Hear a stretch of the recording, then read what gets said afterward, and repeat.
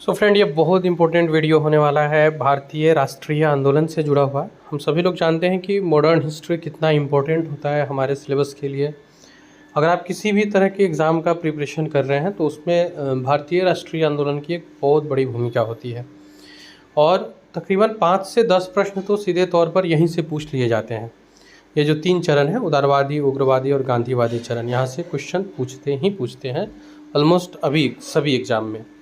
सो आज की इस वीडियो में हम लोग यही करने वाले हैं। यहाँ आप शॉर्ट में कुछ लिस्ट्स देख रहे हैं, इनको हम लोग कवर करेंगे। अगर आप भी कर रहे हैं स्टेट पीसीएस या यूपीएससी इस तरह के एग्ज़ाम्स का प्रिपरेशन, तो कर लीजिए चैनल को सब्सक्राइब, जुड़ जाइए हमसे। हम आपके प्रिपरेशन को बनाएंगे और भी बेहतर और भी मज़ेदार। फ़िलहाल आज जो हम लोग वीडियो करने वाले हैं ये है मॉडर्न हिस्ट्री के ऊपर, और ये वीडियो होगा आपके एग्ज़ाम के लिए बहुत इम्पोर्टेंट, और साथ ही साथ हम लोग इसको समझ के भी चलने का कोशिश करेंगे। सो हम लोग स्टार्ट करते हैं इस वीडियो को। सबसे पहले देखते हैं भारतीय राष्ट्रीय आंदोलन का जो स्वरूप था। तो ये 1885 से 1947 के बीच हुआ, जो 3 चरण में बटा हुआ था। एक उदारवादी चरण जो 1885 से 1905 के बीच रहा। दूसरा उग्रवादी चरण जो 1905 से 1919 के बीच रहा। और तीसरा गांधीवादी चरण जो 1919 से 1947 के बीच रहा। उदारवादी चरण में आप देखेंगे तो फिरोज शाह मेहता, बदरुद्दीन तैयब जी, दादा भाई नेहरू, गोपाल कृष्ण गोखले, रास बिहारी घोष, एवो ह्यूम, इन लोगों ने इस कार्य को किया। इसमें अपने मांग को याचना पत्र यानी प्रार्थना पत्र के माध्यम से पहुंचाते थे। मांग नहीं पूरा होता था तो फिर आंदोलन करते थे। और मांग अगर पूरा नहीं हो तो कोई बहुत बड़ा आंदोलन नहीं होता था। इसमें उद्देश्य था केवल कुछ चीज़ें सुधर जाए और अंग्रेजी सरकार के अंतर्गत ही भारतीयों का विकास हो। ये लोग ब्रिटिश सरकार का खुलकर विरोध नहीं करते थे। ये जो 1885 से 1905 का जो उदारवादी चरण रहा। फिरोज शाह मेहता, तैयब जी, दादा भाई नेहरू जी, गोखले, रास बिहारी घोष, एस.एन. बनर्जी, डब्ल्यू.सी. बनर्जी और एवो ह्यूम, ये इस समय आंदोलन को लीड कर रहे थे। और ये लोग पूरी तरह से अंग्रेज का विरोध नहीं करते थे, ये भी याद रखिएगा। सेकेंड जो हमारा चरण रहा वो था उग्रवादी चरण, जो 1905 से 1919 के बीच रहा। उग्रवादी का मतलब है कि अब जो विरोध था उसका तरीका बदल चुका था। उग्रवाद के तरीका को अपना लिए थे लोग, और अब जो नेता थे उसमें नेतृत्व जो कर रहे थे वो थे लाला लाजपत राय, बाल गंगाधर तिलक, विपिन चंद्र पाल। कोई भी सपना साकार करने के लिए सबसे जरूरी है सही कोच का होना। और चुनिए ब्रिज सिविल सर्विस क्लासेस को और करें अपनी सिविल सर्विस एग्जाम्स का सपना साकार। Download the app now. रास बिहारी घोष और अरविंद घोष जैसे। तो लाला लाजपत राय, बीजी तिलक, विपिन चंद्र पाल, रास बिहारी बोस, अरविंद घोष, ये लोग प्रमुख नेता थे इस समय उग्रवादी चरण के 1905 से 1919 के बीच। ये क्या करते थे, इनका जब मांग पूरा नहीं होता था तो ये ऐसे में एक भारी आंदोलन करते थे। मतलब अंग्रेज़ों को पहुंचाने के लिए विद्रोह का रूप धारण करते थे। अंग्रेज़ों को नुकसान पहुंचाने की कोशिश होती थी और अपने मांग को पूरा करने के लिए ये लोग आंदोलन पे उतर आते थे। तो ये पहला अंतर है उदारवादी और उग्रवादी में। उदारवादी लोग याद रखिएगा याचना पत्र के जरिए जाते थे और बड़ा कोई आंदोलन नहीं करते थे। ये लोग बड़ा आंदोलन करते थे जिसमें बहिष्कार होता था, प्रदर्शन होता था, जुलूस चलता था, लेकिन ये सब कुछ अहिंसात्मक तरीके से हो रहा था। उद्देश्य जो था वो था स्वराज्य की प्राप्ति। और तीसरा चरण जो था हमारा, जो सबसे आप कह सकते हैं कि महत्वपूर्ण चरण रहा। महत्वपूर्ण इसलिए नहीं कि बाकी दो महत्वपूर्ण नहीं थे, बल्कि बाकी दो ने जो तैयार किया था प्लेटफॉर्म, इसको आगे बढ़ाया। गांधीवादी चरण का जो शुरू हुआ 1919 से 1947 का, ये हमारे एग्ज़ाम की दृष्टि से बहुत इंपॉर्टेंट हो जाते हैं। मेरे कहने का अर्थ ये नहीं है कि गांधीवादी चरण, बल्कि ये सारे जो हम लोग कर रहे हैं। तो इसके लिए मैं सेपरेट समय लूँगा और फिर मैं इस वीडियो को बनाऊँगा। आप बस चैनल के साथ जुड़े रहिए, आपको कंप्लीट मिल जाएगा। नेहरू और गांधी इसमें थे प्रमुख नेता। सत्य अहिंसा सत्याग्रह पर आधारित था। अहिंसात्मक आंदोलन होता था और अहिंसात्मक आंदोलन के जरिए ये लोग मांगे पूरा करते थे। तो ये तीनों आपने नेचर देखा, प्रकृति देखा और महत्वपूर्ण नेताओं को देखा। इस बीच में क्रांतिकारी आंदोलन भी हुए। ये हड़ताल और जुलूस नहीं करते थे, बल्कि ये हिंसा का सहारा लेते थे, जैसे आगजनी कर देना, बमबारी करना, इसीलिए ये लोग क्रांतिकारी कहलाए। अब इसमें आते हैं चंद्रशेखर आज़ाद है, भगत सिंह है, राजगुरु, बटुकेश्वर दत्त, ऐसे लोग इसमें शामिल थे। तो ये आपने एक पृष्ठभूमि देखा जिसमें हम लोगों ने जो आंदोलन है उनके बारे में जाना। अब हम लोग कुछ उदारवादी और नरमपंथी नेताओं के बारे में शॉर्ट में जान लेते हैं। एवो ह्यूम पूरा नाम है एवो ह्यूम, रह रहे हैं स्कॉटलैंड के निवासी है। ये ब्रिटिश सिविल सेवक से रिटायर्ड है। 1849 में इनकी नियुक्ति हुई, 82 में इन्होंने रिटायर्ड किया। पत्रिका जनता के मित्र, ये इनका पत्रिका चलता है। इसके अलावा इन्होंने किताब लिखा है हर्मिट ऑफ शिमला, अर्थात शिमला में बसने के कारण। पक्षी विज्ञान के बारे में इनकी जानकारी थी, ये हम लोगों ने क्लास में डिस्कशन किया था। ये वो ह्यूम जो है वो पक्षियों की भाषा जानते थे। 1885 में भारतीय राष्ट्रीय कांग्रेस की स्थापना इनकी प्रमुख भूमिका रही और 1885 से लेकर 1906 तक ये भारतीय राष्ट्रीय कांग्रेस के सचिव भी रहे। रासबिहारी घोष को देख लिया जाए, कोलकाता हाई कोर्ट में वकील थे। 1907 के कोलकाता अधिवेशन में अध्यक्ष रहे। 1908 में मद्रास अधिवेशन की अध्यक्षता की। सुरेंद्र नाथ बनर्जी ये सिविल सेवा में चुने जाने वाले प्रथम भारतीय हैं, दैट शुड बी। तो 1817 में ये याद होना चाहिए आपको, सिविल सेवा में चुने जाने वाले पहले भारतीय SN बनर्जी हैं। 1879 में इंडियन एसोसिएशन की स्थापना हुई। 1895 और 1902 में कांग्रेस की अध्यक्षता किया इन्होंने। गोपाल कृष्ण गोखले, इनको महाराष्ट्र का सुकरात कहा जाता है। ये गांधी जी के राजनीतिक गुरु थे। 1905 में भारतीय राष्ट्रीय कांग्रेस की अध्यक्षता इन्होंने की थी, जो बनारस अधिवेशन हुआ था। और 1905 में ही सर्वेंट ऑफ इंडिया सोसाइटी, इसकी स्थापना की थी। दादा भाई Nehru grand old man of India के नाम से जाने जाते हैं। 1860 में इन्होंने इंग्लैंड में ईस्ट इंडिया एसोसिएशन की स्थापना की थी। ये सबसे अधिक बार भारतीय राष्ट्रीय कांग्रेस के अध्यक्ष भी रहे, 3 बार, कोलकाता, लाहौर और फिर कोलकाता में। 1886 कोलकाता, 1893 लाहौर, 1906 का कोलकाता जो कि इम्पोर्टेंट है, यहाँ पहली बार स्वराज शब्द का प्रयोग दादा भाई नेहरू जी ने किया। 1892 में लिबरल पार्टी के टिकट से ब्रिटिश हाउस ऑफ कॉमन में चुने जाने वाले पहले भारतीय हैं। ये याद रखिएगा, चुने गए थे ये किस पार्टी से, तो लिबरल पार्टी से। ब्रिटिश हाउस ऑफ कॉमन्स में चुने जाने वाले ये पहले भारतीय थे। धन के बहिर्गमन सिद्धांत को इन्होंने लिखा था, धन निकासी सिद्धांत के नाम से आप जानते हैं। और इनकी जो प्रसिद्ध पुस्तक थी वो थी poverty and un British rule in India, यानी गरीबी और एक अन ब्रिटिश शासन जो ब्रिटेन कर रहा है भारत में। प्रमुख उग्रवादी और गर्मपंथी नेताओं को अब देख लेते हैं। बाल गंगाधर तिलक, इन्हें लोकमान्य की उपाधि मिली थी। वैलेंटाइन सिरोल ने इन्हें भारतीय असंतोष का जनक कहा था। मराठा जो कि अंग्रेजी में था और केसरी जो कि मराठा में था, ये समाचार पत्र था गंगाधर तिलक का। 1916 में होम रूल की स्थापना करते हैं। 1893 में गणपति उत्सव और 95 में शिवाजी उत्सव की शुरुआत की इन्होंने। मांडले जेल जो कि बर्मा में है, यहाँ इन्होंने गीता रहस्य नामक पुस्तक लिखा। और एक प्रसिद्ध कथन जो हम लोग बचपन से पढ़ते आ रहे हैं, स्वराज मेरा जन्मसिद्ध अधिकार है, ये तिलक का दिया हुआ कथन है। कई लोग तिलक को उग्र हिंदुत्व के रूप में भी देखते हैं, या उग्र क्या कहते हैं उसको, ब्राह्मणवाद को मानने वाला। तो मैं एक चीज़ आप जानते होंगे, शायद नहीं जानते हैं, तो ये बहुत इंपॉर्टेंट पॉइंट है। तिलक ने ही कहा था कि अगर भगवान भी छुआछूत मानते हैं तो मैं उनको नहीं मानूंगा। तो ये जो है कि ये वन साइडेड थे या छुआछूत वगैरह को सपोर्ट करते थे, ऐसा बिल्कुल नहीं था। इन्होंने जो उत्सव वगैरह भी मनाया उसका उद्देश्य धर्म से ज़्यादा वो राष्ट्रीय था, लोगों में राष्ट्रीय एकता को लाने के लिए इन्होंने मनाया था। लाला लाजपत राय को पंजाब केसरी और शेरे पंजाब के नाम से जानते हैं।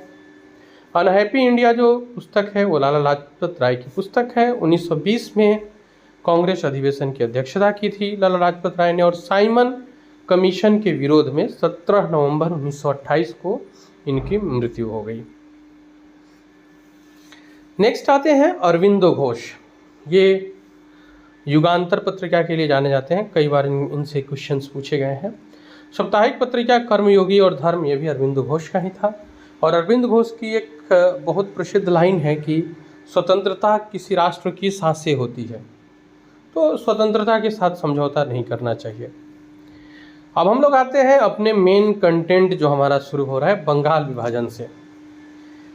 कारण क्या था, तो ये आप जानते हैं कि उस समय जो था वो पश्चिम बंगाल, बिहार, उड़ीसा, झारखंड, बांग्लादेश, असम, ये सब मिलकर के उस समय का बंगाल था। तो अब कल्पना कीजिए कितना बड़ा बंगाल है और कितने अलग अलग प्रकार के कम्युनिटीज़ रह रहे हैं। कम्युनिटीज़ में स्पेशली अगर आप रिलीजन की बात करेंगे तो हिंदू और मुस्लिम ये दो पार्ट में रह रहे हैं। और ये उस समय का सबसे बड़ा और शक्तिशाली राज्य भी है। सबसे ज़्यादा क्रांतिकारी नेता यहीं से आए जो अंग्रेज की नीतियों का विरोध कर रहे थे। ऐसा माना जाता है कि बंगाल राष्ट्रवाद का गढ़ था और बंगाल से ही आप देखेंगे कि धार्मिक और सामाजिक सुधार प्रारंभ हुआ, जैसे राजा राम मोहन राय, लाला लाजपत राय, रविंद्रनाथ टैगोर, इनके द्वारा। तो अंग्रेजों को इसको तोड़ना बहुत आवश्यक लग रहा था और वो इसको तोड़ करके अलग करना चाहते थे, इसलिए भी कि ये आंदोलन भी रुके और हिंदू और मुस्लिम के बीच जो कट्टरता, जो शत्रुता का बीज है, प्रथम बार भारत में इसी समय बोया गया। क्योंकि ऐसा कुछ इतिहासकार लिखते हैं कि उस समय भारत के हिंदू और मुसलमान में इतनी एकता थी कि वो एक थाली में खाना खाया करते थे। कारण क्या बताया इन्होंने? कर्जन ने कारण बताया कि ब्रिटिश प्रशासन करना है, बंगाल बहुत बड़ा प्रांत है, इसको संभालने में कठिनाई आ रही है, इसलिए इसका विभाजन जरूरी है। देखिए, यहाँ तक से लोगों को दिक्कत नहीं था।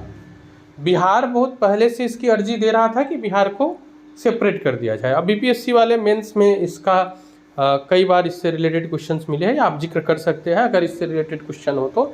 बिहार पहले से ही बंगाल से अलग होने के बारे में बात कर रहा था और वो इसके पीछे रीज़न दे रहा था कि जो नौकरी वगैरह होता है उसमें बंगाली लोगों को प्राथमिकता मिल जाती है और अन्य जो भी स्पेशलिटी है वो बंगालियों को मिल रही है, तो हमें एक स्पेशल राज्य कर दिया जाए। विभाजन होने से हमें दिक्कत नहीं था, दिक्कत था इसके पीछे जो अंग्रेज बंगाल विभाजन करने का जो उद्देश्य था वो आंदोलन को कमज़ोर करना था और हिंदू और मुस्लिम की एकता को तोड़ना चाहते थे। यानी जो विभाजन हुआ वो धर्म के आधार पर हुआ, ये हमारे लिए गलत था। अंग्रेज मुस्लिम को यह कहकर एक अलग राज्य की स्थापना की, कहा उसमें कि नए प्रांतों में मुसलमानों का बहुमत होगा जो कि आप लोग के हित में होगा, तो हम मुसलमान लोगों को उनके हित के लिए अलग एक राज्य बना रहे हैं। ये समस्या था, विभाजन समस्या नहीं रहा और इसी समस्या के विरुद्ध लोगों ने आवाज़ उठाई। बंगाल विभाजन 3 अक्टूबर 1903 को विभाजन का प्रस्ताव रखा गया पहली बार ब्रिटिश संसद में। 19 जुलाई 1905 को विभाजन का प्रस्ताव लोगों के समक्ष रखा गया। 20 जुलाई 1905 को समाचार पत्र में ये प्रकाशित हुआ कि विभाजन होने जा रहा है। याद रखिएगा, 1903 में विभाजन का प्रस्ताव ब्रिटिश संसद में रखा जाता है।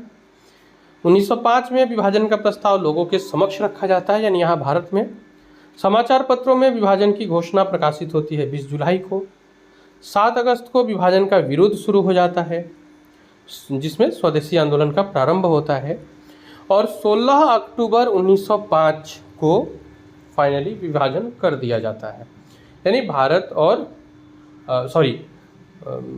बंगाल का विभाजन अलग अलग टुकड़े में किया जाता है हिंदू और मुस्लिम के आधार पर। ये जो विभाजन हुआ ये 16 अक्टूबर 1905 को हुआ। ये डेट था कि 16 अक्टूबर 1905 से विभाजन लागू होगा। अब इसका दोनों पार्ट में हम लोग देखते हैं, पूर्वी बंगाल और पश्चिमी बंगाल में है क्या। पूर्वी बंगाल में पूर्वी बंगाल और असम का क्षेत्र है, जो वर्तमान में आप बांग्लादेश कह सकते हैं। ये मुस्लिम बाहुल्य क्षेत्र था, इसकी राजधानी ढाका थी और लेफ्टिनेंट गवर्नर जो है वो ब्लूमफील्ड फुलर को बनाया गया। जबकि पश्चिमी बंगाल में बंगाल, बिहार, उड़ीसा था। हिंदू जनसंख्या बाहुल्य क्षेत्र था, राजधानी कोलकाता थी और जो लेफ्टिनेंट गवर्नर थे वो एंड्रयू फ्रेजर थे। ये जो व्यक्ति है एंड्रयू फ्रेजर, कई बार आपको इतिहास में देखने को मिलेगा। ये गांधी जी के भी काफ़ी करीबी रहे थे एंड्रयू फ्रेजर, और इनसे कंफ्यूज करने के लिए कुछ क्वेश्चंस भी बनते हैं। जैसे इस बार आप अगर आपने बीपीएससी 69वीं का एग्ज़ाम दिया है तो वहाँ आपको कुछ दिखा होगा एंड्रयू फ्रेजर से जुड़े प्रश्न। कर्जन ने इस बात को स्पष्ट करते हुए कहा कि मेरे इस बंटवारे से मुसलमानों को सारी सुविधाएं मिल जाएगी जो उन्हें मुगल काल में भी नहीं मिला था। ब्लूमफील्ड फुलर जो कि उधर मतलब मुस्लिम लोग का जो रिप्रेजेंटेटिव क्षेत्र था, मुस्लिम लोग को रिप्रेजेंट करते हुए बोले थे, हिंदू और मुसलमान अंग्रेजी सरकार की दो पत्नी हैं जिसमें मुसलमान अधिक प्रिय है। अच्छा, अब आपको याद होगा कि ये सारे का सारा माहौल बन क्यों रहा है। 1857 का क्रांति जो इतना उग्र हुआ उसमें अंग्रेजों ने समीक्षा करके सबसे बड़ा जो कारण पाया वो था मुसलमान और हिंदू का यहाँ पे एक साथ रहना। तो ये उस समय से ही हिंदू और मुसलमान को तोड़ने का कोशिश कर रहे थे। जैसे पीत आयोग लाया गया था जो सैन्य के लिए, तो ये उस समय से ही एक प्रयास कर रहे थे और यहाँ उन्होंने खुलकर हिंदू और मुसलमान को अलग करने का कोशिश किया। विभाजन की घोषणा आपने देखा ऊपर 20 जुलाई 1905 को हुआ। विरोध शुरू हुआ 7 अगस्त 1905 से। यही विरोध स्वदेशी आंदोलन के रूप में जाना गया। स्थान था कोलकाता का टाउन हॉल और अध्यक्ष थे मानिन चंद्र नंदी जो कि कशिम बाजार के महाराजा थे। एक जनसभा हुआ था और उस समय 60 से 70 हज़ार लोग इस आयोजन में पहुंचे थे और यहाँ से विद्रोह का प्रारंभ हुआ। स्वदेशी को अपनाना था और विदेशी वस्तुओं का बहिष्कार करना था। ये इसका प्रमुख सूत्र था कि स्वदेशी को अपनाया जाए, विदेशी वस्तुओं का बहिष्कार हो। 16 अक्टूबर 1905 को इन सब के बावजूद विभाजन कर दिया गया, जिसके कारण आंदोलन और तेज हो गया और विदेशी वस्तुओं का होली जलाना शुरू हो गया। मतलब बहिष्कार तो हो ही रहा था, विदेशी वस्तुओं को जलाना भी प्रारंभ हो गया, जिसके कारण अंग्रेज भी अब अपने दमन वाले रूप को अपनाने लगे जो कि वो हमेशा ही अपनाया करते थे। लेकिन ये जो आंदोलन था ये फर्स्ट टाइम ऐसा प्रेरणा लेकर के आया था कि लोग स्वदेश इस शब्द की तरफ मुड़ रहे थे, विदेशी चीज़ों को हटाया जा रहा था। स्वदेशी को अपनाने और विदेशी वस्तुओं का बहिष्कार का सुझाव कृष्ण कुमार मित्र ने दिया। नारा जो वंदे मातरम है ये यहाँ पे एक थीम सॉन्ग बन के रह गया, एक थीम नारा कह सकते हैं आप, ऐसा बन के रह गया। 16 अक्टूबर 1905 को, यहाँ ये मिस्टेक है, 16 अक्टूबर 1905 को विभाजन लागू हुआ। इसके कारण आंदोलन तेज हो जाता है, विदेशी वस्तुओं की होली जलाई जाती है। अब हम लोग देखेंगे विभाजन लागू होने के तुरंत बाद क्या क्या घटनाएं घटित होती है। फ्रेंड्स, ये जो पूरा हम लोग कंटेंट लेकर के आ रहे हैं इसमें प्रयास तो है कि ज़्यादा से ज़्यादा चीज़ें अवेलेबल करा पाऊँ, लेकिन हो सकता है कि इसके लिए मुझे कुछ कड़ी की ज़रूरत हो। होपफुली आप हमसे जुड़े रहेंगे और आप जब ये पूरे वीडियो को कंप्लीट कर लेंगे ना, आपके मॉडर्न हिस्ट्री से जुड़े बहुत सारे प्रश्न बन जाएंगे। 16 अक्टूबर को राखी दिवस, रक्षाबंधन मनाया गया और ये सुझाव किसने दिया था? तो ये RN टैगोर यानी कि रविंद्रनाथ टैगोर का सुझाव था। क्यों एकता दिखाया जाए, इसके लिए पूर्वी और पश्चिम बंगाल यानी कि हिंदू और मुस्लिम दोनों ने एक दूसरे की कलाई पर राखी बांधी। 16 अक्टूबर को शोक दिवस के रूप में मनाया गया। अब ये सुझाव किसने दिया था? तो रामेंद्र सुंदर त्रिवेदी के सुझाव पर 16 अक्टूबर को शोक दिवस मनाया गया। आंदोलन के दौरान रविंद्रनाथ टैगोर ने अमार सोनार बांग्ला, जो अभी बांग्लादेश का राष्ट्रगान है, इस गाना को लिखा था। तो ये स्वदेशी आंदोलन के समय ही रविंद्रनाथ टैगोर ने इस गाने को लिखा था, अमार सोनार बांग्ला। इस समय में जो कांग्रेस के अधिवेशन हो रहे हैं उसको एक बार देख लिया जाए। जैसे 1905, 6 और 7 में स्वदेशी आंदोलन के समय, तो वो स्थान 1905 में बनारस रहा। अध्यक्षता की गोपाल कृष्ण गोखले ने, जो कि नरमपंथी है, और प्रस्ताव रखा था बहिष्कार प्रस्ताव, जो यहाँ पे पारित हुआ। नरमपंथी की अध्यक्षता के कारण स्वदेशी आंदोलन में बोलबाला नरमपंथियों का ही रहा, क्योंकि इस समय नरमपंथी अध्यक्ष हैं, तो स्वदेशी आंदोलन में ज़्यादातर नरमपंथियों की ही बात सुनी गई। प्रिंस ऑफ वेल्स भारत आने वाले थे और भारत के आगमन पर कांग्रेस जो है उनका स्वागत करने का एक प्रोग्राम बनाई हुई थी, जिससे गर्मपंथी नेता नाराज हो गए। अब आप ये देखिए कि भारत में विभाजन हो रहा है, उस समय की सबसे बड़ी पार्टी है कांग्रेस, यानी कि अपने मन के जनता का जो विचार है वो रखने का काम कांग्रेस करेगी। और कांग्रेस इस समय एक बड़ी उटपटांग सा निर्णय लेती है, जैसे कि प्रिंस ऑफ वेल्स का जब आगमन होगा तो कांग्रेस उनका वेलकम करेगा, उनका स्वागत करेगा। तो इससे गर्मपंथी लोग नाराज हो गए। 1906 जो कि कोलकाता का अधिवेशन रहा, ये बहुत इंपॉर्टेंट रहा है और 1906 के कोलकाता अधिवेशन से कई बार प्रश्न पूछे गए हैं। क्यों पूछे गए हैं? तो एक तो ये स्वराज नारे के लिए इम्पोर्टेंट रहा है और इसके साथ साथ और भी कुछ इसकी महत्व रहा है। तो आइए उसको देख लेते हैं। 1906 के कोलकाता अधिवेशन में चलते हैं। अध्यक्षता हम लोगों ने पीछे देखा था, दादा भाई नेरोजी ने 1906 में कोलकाता का अधिवेशन किया था। अब इसमें एक चीज़ थी, जैसे कि 1906 का जो कोलकाता अधिवेशन होने वाला था, 1906 में जो कोलकाता अधिवेशन होने वाला था उसमें गर्मपंथियों की इच्छा थी कि कोई गर्मपंथी नेता अध्यक्ष बने, ना कि नरमपंथी नेता जैसे कि गोखले जी लोग थे। तो इन लोगों का कहना था कि आप तिलक को बना दीजिए या लाला लाजपत राय को बना दीजिए। तो गर्मपंथियों की पहली इच्छा तो ये थी कि जो अध्यक्ष बने वो कोई गर्मपंथी बने, जबकि नरमपंथी लोगों का कहना था कि नहीं, रास बिहारी घोष इसके लिए अच्छे रहेंगे, तो इनको बनाया जाए। अब यहाँ से मतभेद गहरा होना शुरू होता है। बहिष्कार आंदोलन को अपने अनुसार चलाने के लिए अब दोनों में मतभेद शुरू हो गया, लेकिन अंततः सभी लोग मान गए और जो सबसे बुजुर्ग नेता थे दादा भाई नेरोजी, इनको अध्यक्ष बनाया गया। तो दादा भाई नेरोजी अब 1906 में कलकत्ता में हो रहे अधिवेशन की अध्यक्षता करेंगे। इससे बहुत प्रश्न बने हुए हैं, तो देख लेते हैं इनको भी डिटेल्स में। कलकत्ता जो कांग्रेस का अधिवेशन 1906 वाला था उसमें क्या था और कैसे ये इम्पोर्टेंट था। स्थान है कोलकाता। अध्यक्ष रहे हैं दादा भाई नेरोजी और नरमपंथी से रहे हैं ये। आंदोलन में नरमपंथियों का बोलबाला रहा फिर से। इसमें जो प्रस्ताव पारित हुआ वो क्या, तो स्वदेशी जो था वो प्रस्ताव पारित हुआ स्वदेशी का।